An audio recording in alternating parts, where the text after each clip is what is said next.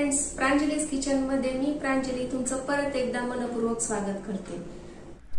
आजची आपली रेसिपी नेहमीप्रमाणेच खूप साधी आणि सोपी आहे, जी तुम्ही काही मिनिटातच बनवू शकाल। आजची आपली रेसिपी आहे उपवासाचा खमंग ढोकळा। तर चला आपण व्हिडिओला सुरू करूया।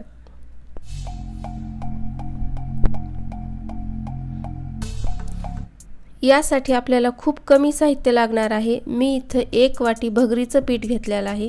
ही भगर मी मिक्सर मध्ये वाटून घेतलेली आहे आणि त्यामध्ये आपल्याला थोडंसं मीठ टाकायचं आहे। त्यानंतर 1 चमचा साखर आणि आपण थोडंसं पाणी टाकून ते बॅटर आपल्याला तयार करायचं आहे। ढोकळा तयार करण्यासाठी आपल्याला भगरीचं रेडीमेड पीठ सुद्धा बाहेर मिळतं किंवा तुम्ही ते मिक्सरवर सुद्धा तयार करू शकता किंवा नवरात्रामध्ये ज्यांचा 9 दिवसाचा उपवास असतो त्यांच्यासाठी भाकरी बनवण्यासाठी आपण बाहेरनं पीठ दळून आणतो, तर त्याच पिठापासून सुद्धा तुम्ही ढोकळा बनवू शकता।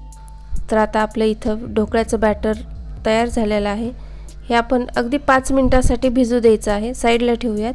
आणि 5 मिनिटांनंतर आपण यामध्ये 1 चमचा इनो फ्रूट सॉल्ट टाकून घ्यायचा आहे आणि त्यानंतर आपण लगेचच ते मिक्स करून घेऊयात।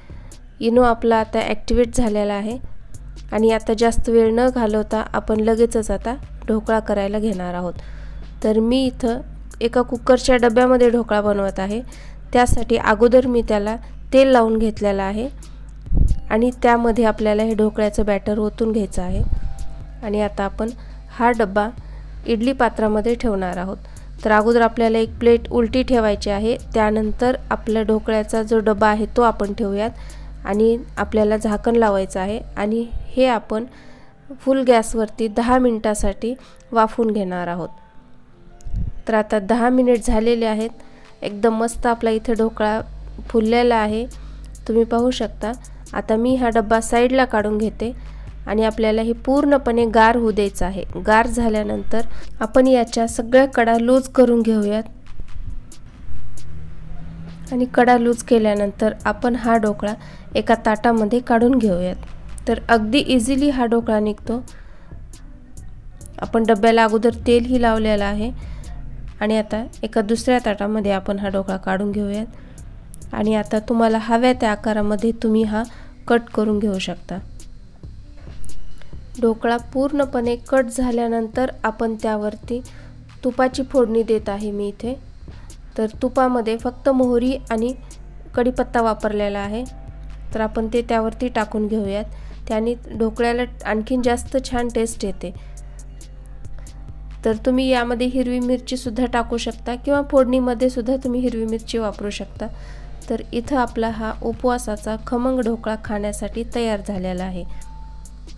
तुम्ही पाहू शकता याला किती छान जाळी पडलेली आहे। एकदम हलका फुलका हा ढोकळा झालेला आहे आणि टेस्टला सुद्धा तेवढाच छान लागतो।